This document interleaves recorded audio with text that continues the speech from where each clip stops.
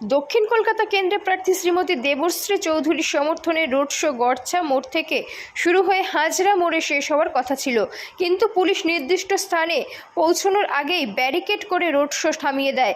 BJP কর্মী এবং পুলিশের মধ্যে তুমুল ধস্তাধস্তি শুরু হয়।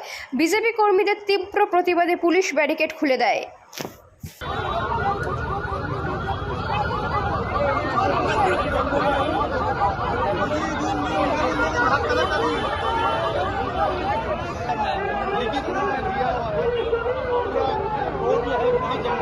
यहाँ पर रुक गया ये कहाँ हम लोग बात कर रहे हैं? ये तो जंगल का राज है, ऐसा कैसे होगा बताइए आप लोग।